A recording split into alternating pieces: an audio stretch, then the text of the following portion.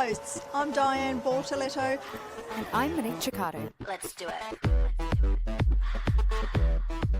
Hello, and welcome to And Away We Go F1 podcast, a Formula One podcast that goes beyond the track limits to talk about travel, food, and lifestyle surrounding the sport. I'm Diane Bortoletto, your pre-Drive to Survive Formula One fan, and today I'm in Margaret River. And I'm Monique Chicato, your post-Drive to Survive Formula One fan, and today I am in my living room in a very stormy... Oh, stormy. Oh, that doesn't sound like much fun. No, I tell you what, I watched the qualifying with one eye open, half passed out on the couch because we did not sleep on Friday night a single wink because the wind was that strong. It was shaking the house. So I'm glad I managed to stay awake through the qualifying, but it's been rough with the storms and with Formula One, to be honest, too. Yeah, it has been a rough weekend. So we've just had the Singapore Grand Prix and my God, where do we even start? 3 words. Let's just rip the Band-Aid off. 3 words. Oh, 3 words. Okay, 3 words. Well, okay. Do you know what? I thought about this in the bathroom this morning, and because I'm so churned up, the only things that I could think of to say for my 3 words were veritable snooze fest. But that is not what I was expecting you to say. I'm going to say cancel Papaya Rules. That's what I'm going to say. Yeah. So, okay, Band-Aid's off, Di. Band-Aid's off. I've ripped it off. Let's just dive straight in. So at the Singapore Grand Prix, if you're listening to this later on and you may have forgotten what's happened, in quali, we had George Russell, pole. George Russell, pole position. Amazing. Fabulous. In the Mercedes. Fantastic. Max Verstappen in second place. Then the second row of the grid, we had Oscar Piastri in third. Fabulous. Amazing. Kimi Antonelli in the other Mercedes in fourth. Amazing. Russell Norris in fifth. Then in sixth, we had Lewis Hamilton in the Ferrari. Seventh, Charles Leclerc in the Ferrari. Isaac Hadjar in the Racing Bulls. Ollie Behrman in the Haas, and Fernando Alonso, the old boy, in the top 10. So that rounded out the top 10 of qualifying. It was quite nice. It was quite a nice top 10. A nice top 10. Of course, the 2 Williams were disqualified for a rear, what do you call it? Wing. The DRS rear wing. flap. I nearly kept... Spoiler in my head. It's not a spoiler. The rear wing the gap was slightly too big or something to that effect, so that they were disqualified from quali as they started at the back of the grid, which is why there's no Williams in the top 10. So, lap 1, corner 1, Lando Norris gets his elbows out. He passes Kimi Antonelli straight from the get-go and then is on a charge to go for Max, and as a result, bumps, nudges, knocks, hits Oscar Piastri out of the way, and Oscar almost went into the wall. Now, so Lando made up 2 places. It put Oscar behind Lando in 4th position, and Oscar jumped on the team radio straight away and said, so are we cool with Lando just barging me out of the way like that? And the team did not interfere, or say anything. The FIA stewards found that there was no further action. It was a lap 1 incident, and which it was. Look, it was a lap 1 incident. Absolutely. But yeah, there's no denying that. But their teammates, and the number 1 rule of Papaya Rules is don't crash into each other. Papaya Rules. Don't crash into each other. That's what the number 1. You're free to race, but don't crash into each other. Now, was that nudge considered a crash? It was pretty aggressive on Lando's part, and Oscar was seriously unhappy about it and asked a couple of times on the radio about it, and the team said, focus on the job at hand. We'll discuss this after the race. You know, there's still valuable points to be gained. And, you know, Oscar was cool, calm and collected Oscar, no more. He was pretty fuming, and I think he had every right to be, because that team interferes when it suits them. And yes, that's how it feels. And see, this is my biggest issue, right? If they just hadn't have called for Oscar to give that place back to Lando when Lando had a terrible pit stop, they're in Monza, then we wouldn't be sitting here talking about it like this, because the whole reason behind asking Oscar to give that place back is fairness, right? And it'll come back to you. It'll come back to you somehow. And he had that card up his sleeve to play. He's got this ace up his sleeve now where he's like, remember that time I gave Norris back the place because of the pit stop? Well, they've just completely denied him that. And do you know what? I really hope there is a point in the next 6 races where something happens that Piastri loses the lead and Norris takes the lead and Oscar says, got to give it back. You've got to give it back. And I really hope, because that's going to hurt more than giving him back that 3rd position. That's going to hurt a lot more to give him back a win than it is to give him back that 3rd position. And whether or not he should have been given that position back, I'm not even counting that at the moment. I'm counting it on the fact that they have called to swap positions around when it has suited them for Lando, but they've not done that. Yeah, exactly. I know. And I think every Australian fan is up in arms at the moment about this. All the comments I've seen on posts online about it. And I've seen some other posts which are a bit rubbish, actually, that were saying Oscar snubbed the team celebration on the podium, when they had all the McLaren team on the podium after the race, because they won the Constructors' Championship as a result of the points they scored in Singapore. Oscar didn't snub the celebrations. He was in the media pen doing his job, answering questions about that crapiola situation that he was put in that the team did nothing about. That made me really irritated. It's like, don't go saying Oscar snubbed the team celebrations, but I did see, and you might have seen this as well, a video of Oscar getting ready to get out of the car at the end of the race, where he finished 4th, by the way, and Lando did finish 3rd.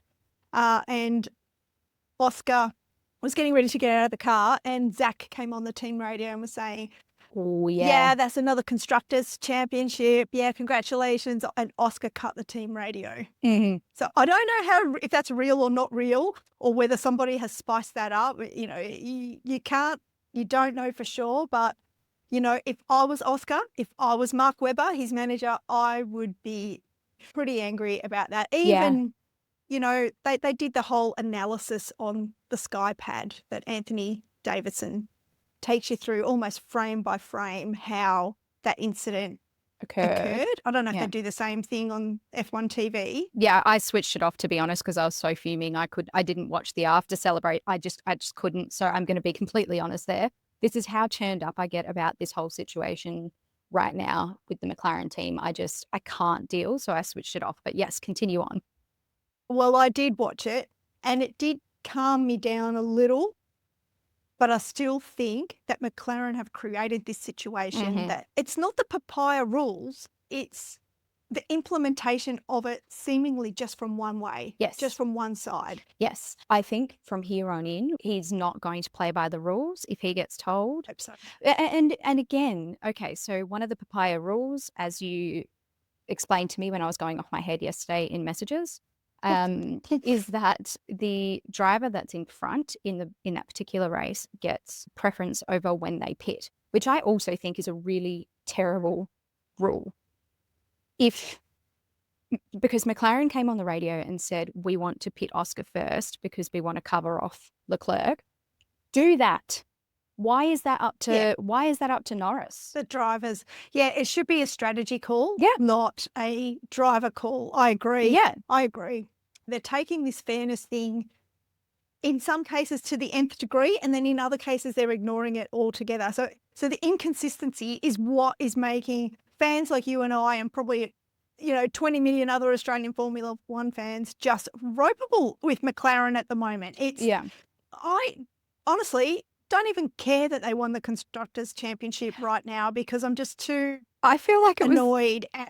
It was so overshadowed by this incident, because I think it was picked up by not just Australian fans, right? So when I was listening, when it happened, and this was actually very interesting considering how biased the Sky Feed team are, who also do the Formula One TV. They were pretty good this weekend, I've got to say. Yep, on that. They were very fair. And I can't remember which commentator it was, but he was like, I've been in that situation where I've had to move over and handed over a win to his teammate, and all he got in return was the third position.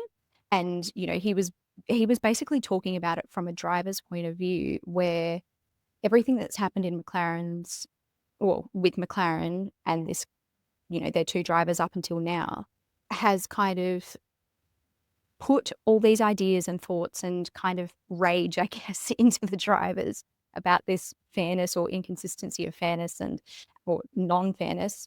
And he was like, yeah, Oscar's got every right to be angry and to ask for that position back. And I was like, see, like, coming from a driver, you've got to, and if you Was it Jolie and Palmer? He seems to be on Team Oscar a lot. I think it might have been. Which I like. Mm. Yeah. But it was interesting because if you take away all of the racing stuff, because this isn't about the racing anymore. Well, it is about the racing, but when they're making decisions like this to hand back positions because of a bad pit stop, which then impact things further down the line, when you start doing that, if you take away the racing and look at just that, you've got to keep it consistent, and it's not fair. It's not fair, and that's it's not fair. As I started saying, frame by frame, they were going through the incident, and they were showing that Max Verstappen, who was ahead, and also George Russell, who was ahead, they showed their racing line that they took on that first corner. And then they showed how Oscar looked into his left mirror, obviously because Lando was there, and moved over a little bit to hold his position, and he wasn't on the racing line, which is more to the right. Their argument was that Oscar is a little bit to blame because he's off the racing line. Lando was, making a charge. They showed the gap where there was a gap where Lando was going up after Max, passing Oscar to go up after Max, and then hit the back of Max and then hit the side of Oscar. But Oscar was quite rightly saying that if he's got to hit his teammate to avoid a bigger collision with Max, that's just the worst excuse in the world. Like, he shouldn't be making that charge if it's going to result in a collision either with Max or with Oscar. Yeah, very true. Very true. And it would be a different story if there was runoff area. There was a wall. He was so close to the wall. Like, Oscar could have just ended it all, and that would have been. I mean, he did well. And then unlucky this time around, Oscar had the slow pit stop with McLaren. There was a 5-second pit stop. That's where I was going with this, right? With the asking the lead driver whether or not they should have pitted him. Lando was like, yeah, that's fine. Actually, no, because he knew the last time that happened. Actually, it's happened the last two races. Yeah, that's right. Norris has pitted second both of those times, and he got the slower, not so good pit stop. So he has about turned on his decision very quickly and said, no, don't pit me, because he knew. And it happened again. We got a 5-second pit stop for Piastri because of it. But exactly, as you said, it should be a strategy call. It should have been a strategy call, not a, are you okay with us doing this? Yeah, exactly. They should just do the best for the team. It's like, okay, Oscar, Lando's got good time. His tyres are seemingly okay. If we pit Oscar now, we can cover off Leclerc. Let's do that. And just tell Norris. You don't ask him. Yes, the Papaya rules have got everybody a bit perplexed. And Zach and Andrea, the team principal and CEO, after the race, stood their ground and just said, we've always done things this way. We're very lucky. We've got two drivers that cooperate. Yeah, let's just see what happens now that the Constructor's title is all wrapped up. Which I think it's going to be elbows out, and it should be. Absolutely. And the Constructor's title got completely overshadowed. So yes, well done to McLaren for retaining that Constructor's title and for wrapping that up, tying that up. Congratulations. That's wonderful. I feel like they need to be more decisive as a team. They're basically stepping back from it and being like, fairness. And in doing this, I said this last week, the week before, I think I've said it a few times, in doing this and in behaving the way that they're doing, they are overtly favouring Norris, but they haven't said that he is their favourite for the championship. But everyone knows it because of the way that they're behaving. If they just came out and said, we're backing Norris for this championship, even though that's the bad decision because he's 22 points behind. He's 22 points Yeah. behind Oscar.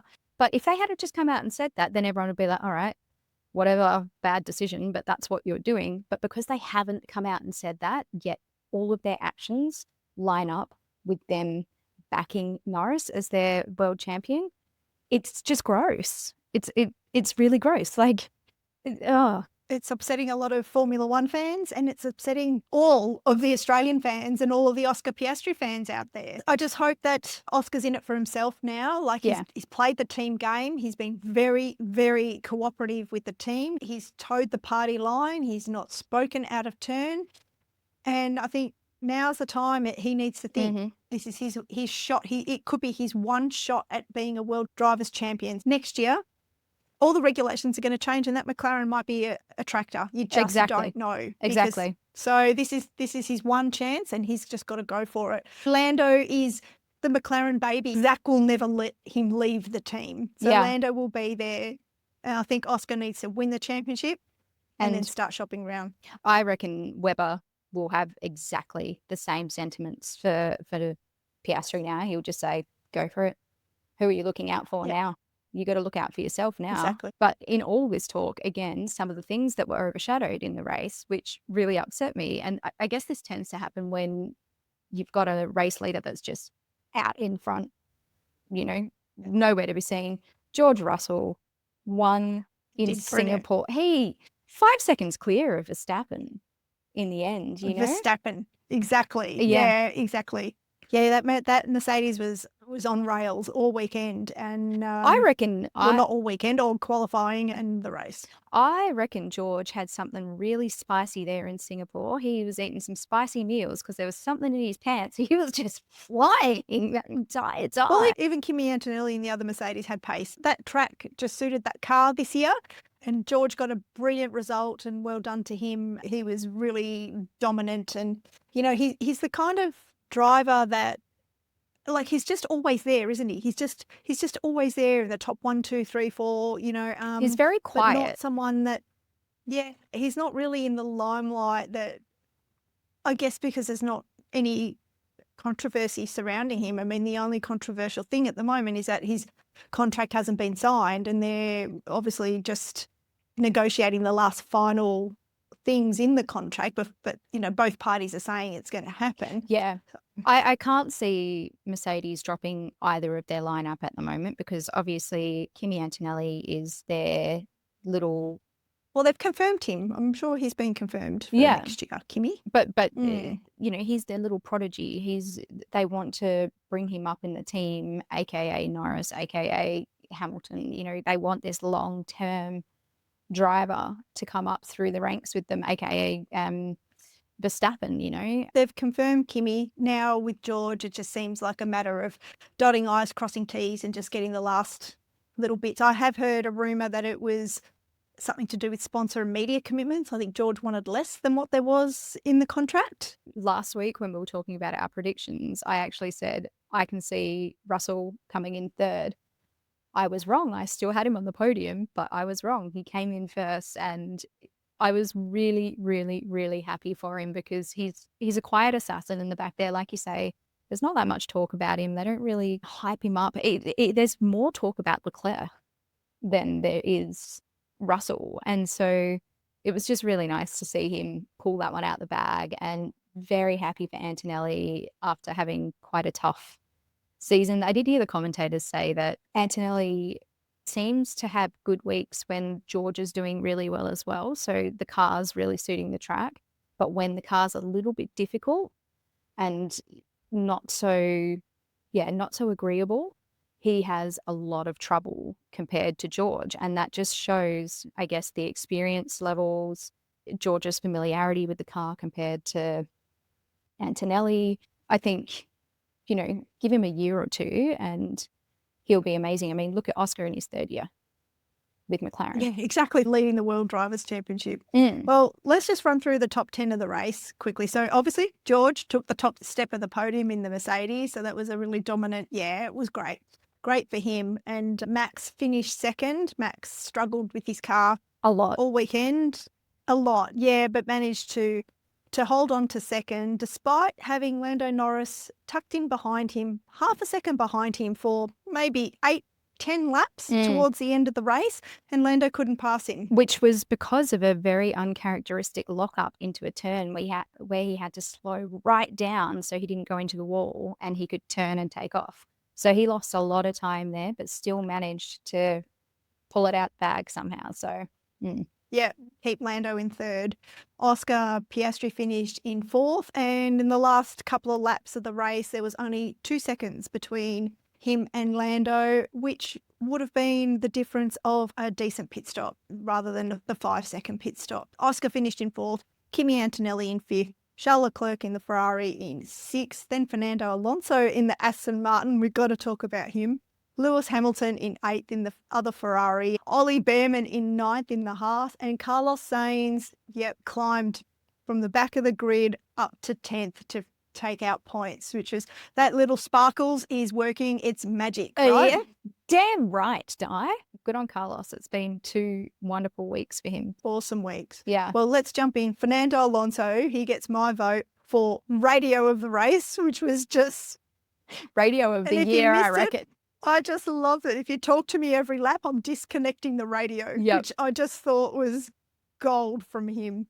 He had a massively slow pit stop as well. He Yes, had a he did. 9-second pit stop. So that was a major, you don't see those major stuff ups like 9 seconds very often. But despite the 9-second pit stop, he still climbed 3 places and finished in 7th overall. The other thing is that Fernando Alonso got driver of the day. So Which also got buried.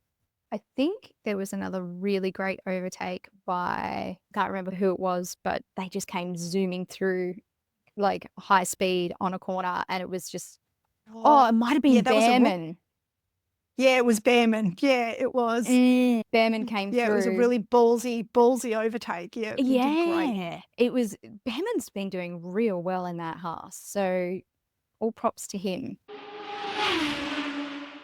I just thought was hilarious that I needed to mention was Martin Brundle just absolutely ballsing up his interview on the grid walk with Lewis Capaldi.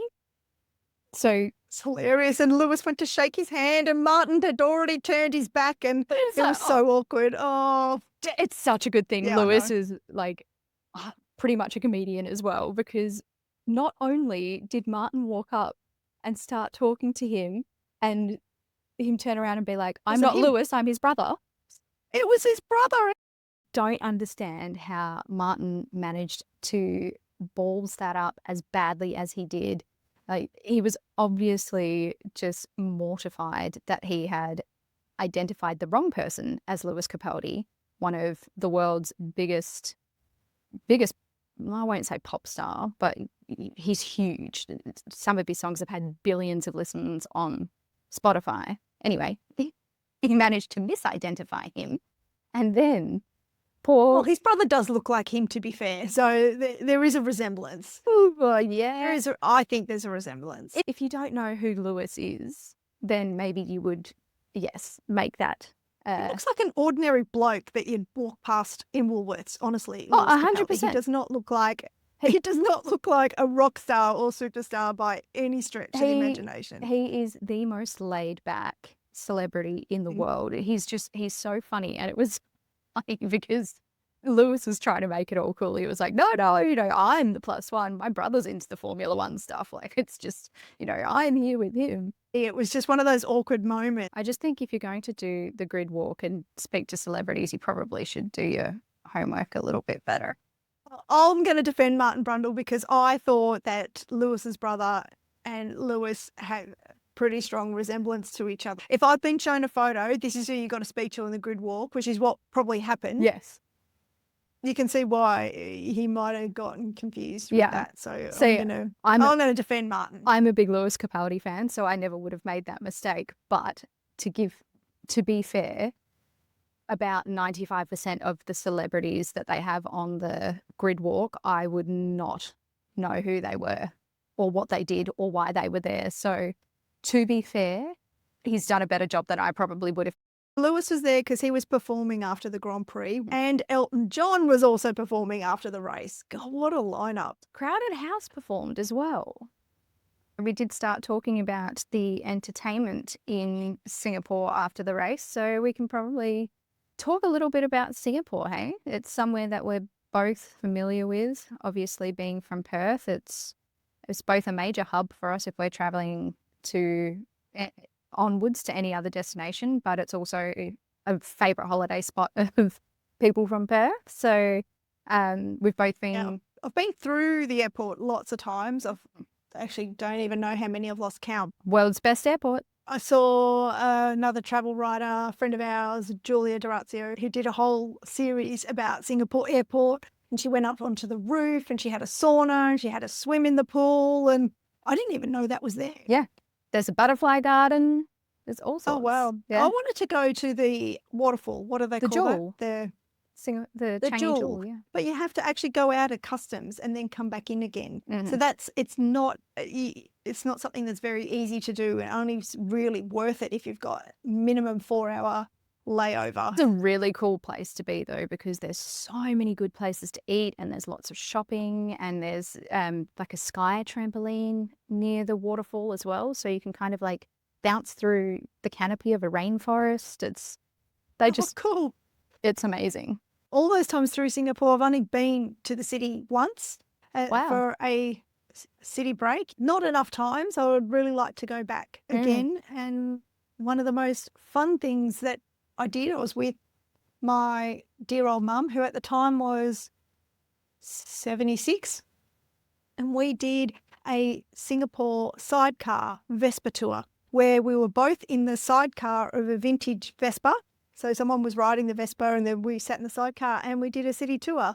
And Yeah. we actually rode on the Grand Prix track because we were there in September and they were building the track. Mhm. So that was awesome fun. We did something like we must have done a similar course around the city. It was with Aspen. It was the first time he'd been to Singapore. So we did a bicycle tour around Singapore to get the lay of the land and see what we wanted to go back and see. And we must have done a very similar course because we also did the Grand Prix track.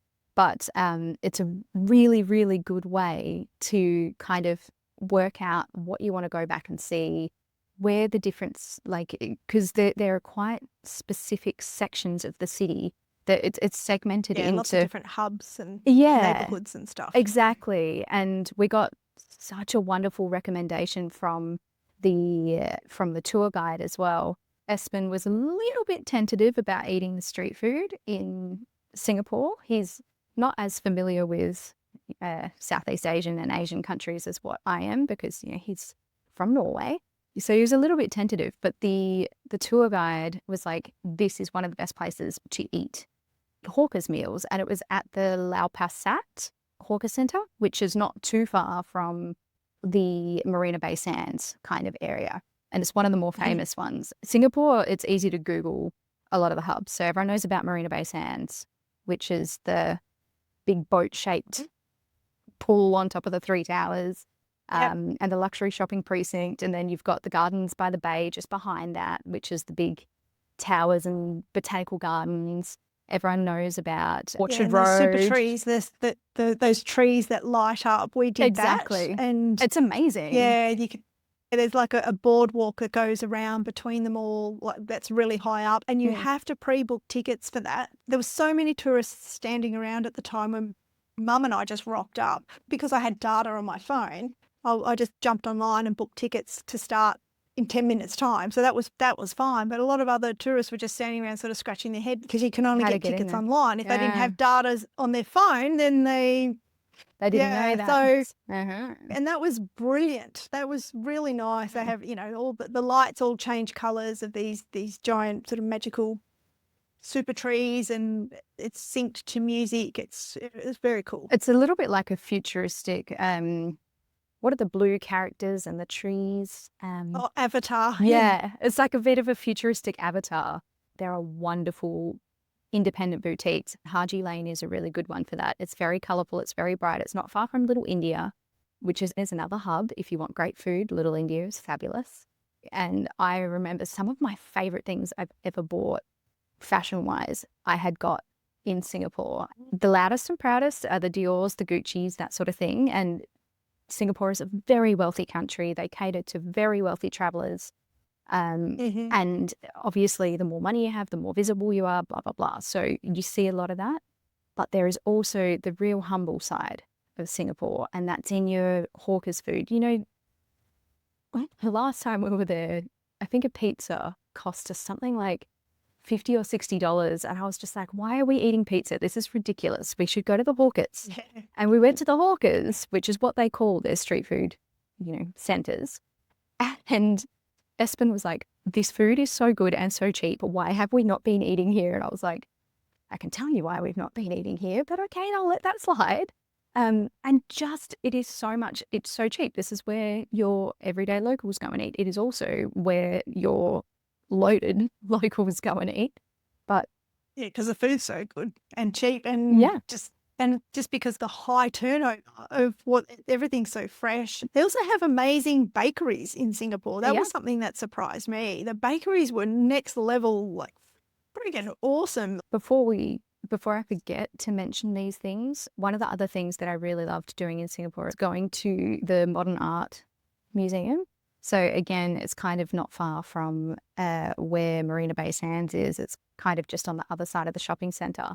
And it felt so Singapore, because Singapore's so modern and high tech in a lot of ways. Obviously, there's all the culture and the tradition as well.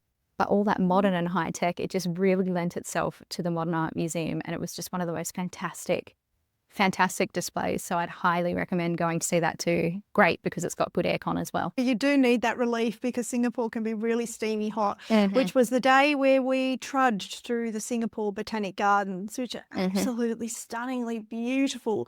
But we nearly died of heat stroke. It was a really long day of walking and not enough water, not enough shade, but really beautiful. The Orchid Garden was absolutely stunning and definitely an attraction to not miss Yeah. in Singapore. It's kind of amazing that in such a thriving metropolis, in such a big modern city, you've got this huge, it's a UNESCO World Heritage Site, the Botanic Garden. So Yeah. it's, They do such that it's such a fabulous city for like the way that they manage to incorporate nature into the city. Just the way that they're so very conscious of making sure that everything's still green is phenomenal.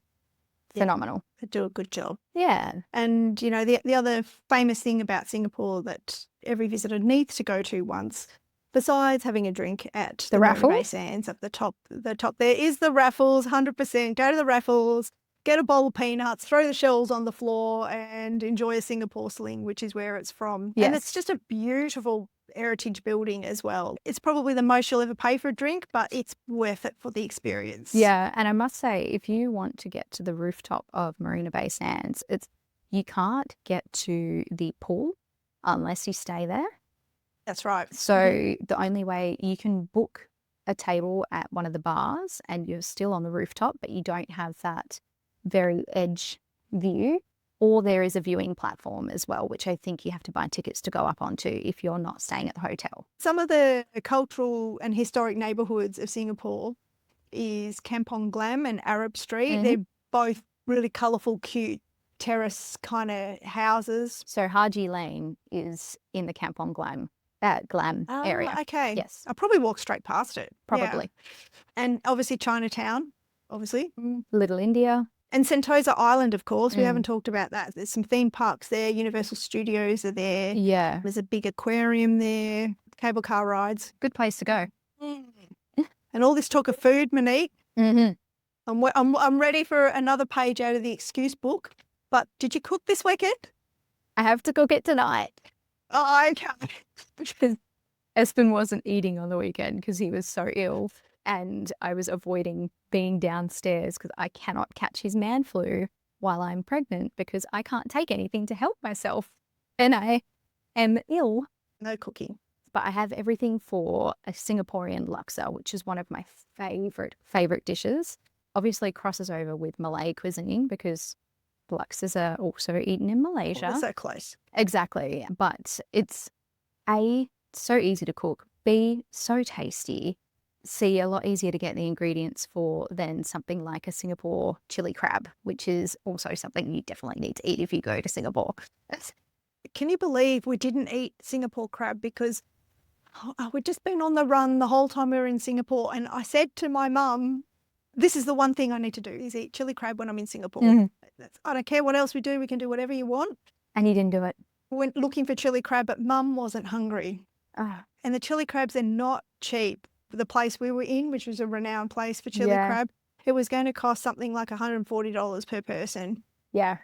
And if you're not hungry. And Mum wasn't hungry. I explained to the waitress, I really want to try chili crab, but Mum's not hungry. She said, well, I can bring you out a bowl of the sauce and some of the crab meat and some bread if you like. I went, yeah. And it was one of the best things I ate the whole trip, but it wasn't the proper chili crab experience. It does the trick. You still got the flavours. You still got, It was beautiful. Yeah.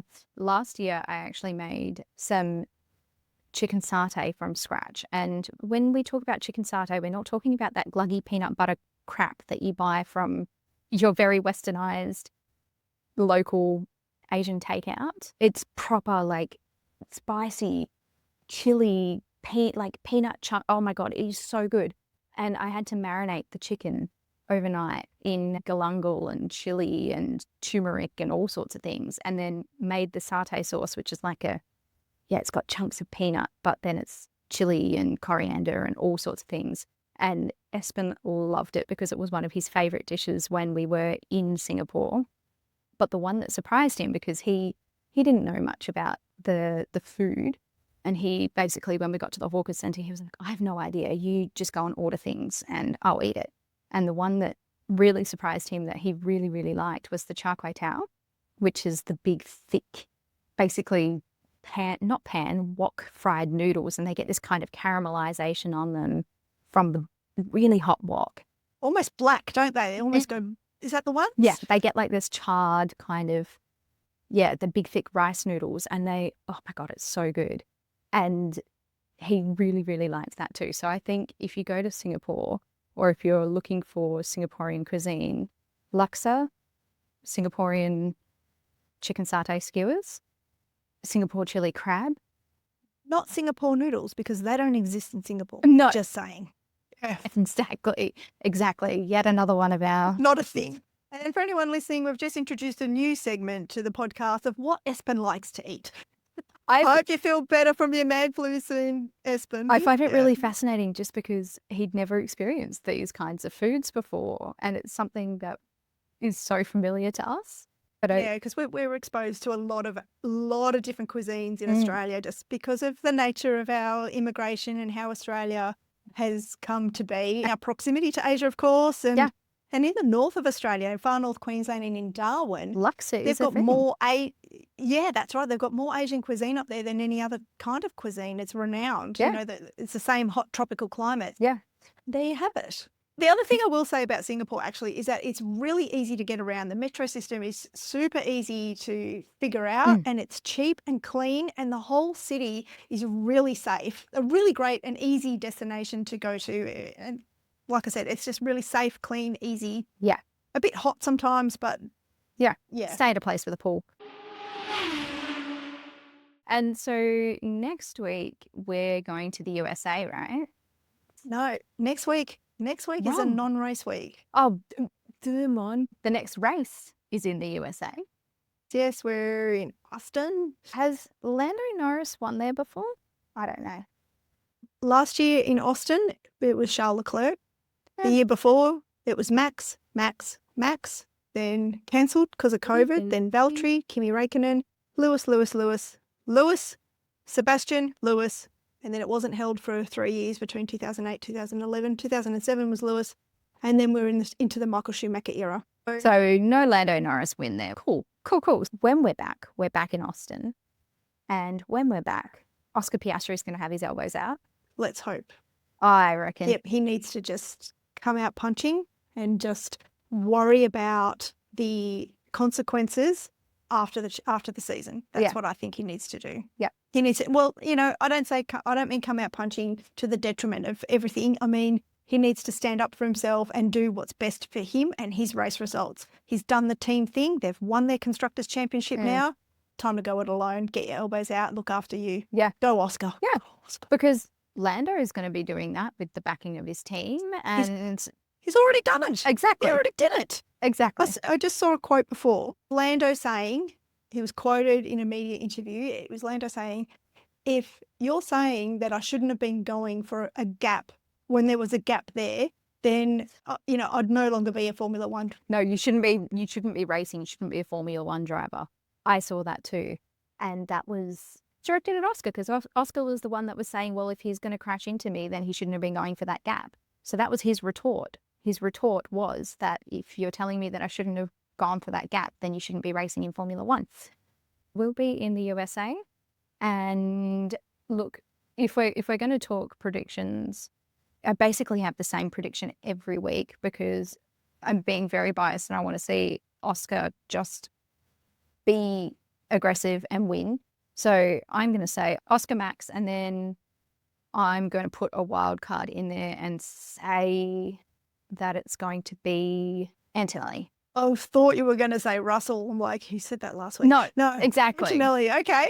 I want Oscar to win as well. I still think Max is on a charge, and I still think that Max is not giving up. He's saying he was impeded by Lando Norris during qualifying, which is why he didn't get pole position. He said it was a bit hard to, go flat out when there was another car in front of me. And him and Oscar were really good mates, but I don't know if they are anymore. Anyway, I'm going to say Oscar because that's who I want to win. I always want Oscar to win, and this is his year. I've been saying it all season. This is his year. He needs to take it now.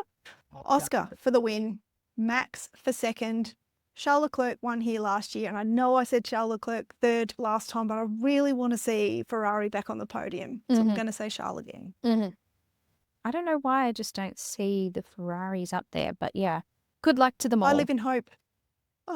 Yes. Good luck to them all. If you guys liked what you listened to or watched, you can leave us a comment, a rating, or a review on your favorite podcast listening app or on YouTube. You can also find us on Facebook, LinkedIn, Instagram, and TikTok. Or you can email us at andawaywegoff1podcast@gmail.com. Thank you, Mon. Always fun to talk about Formula One. And thank you, everybody, for having us in your ears. Until next week and until lights out.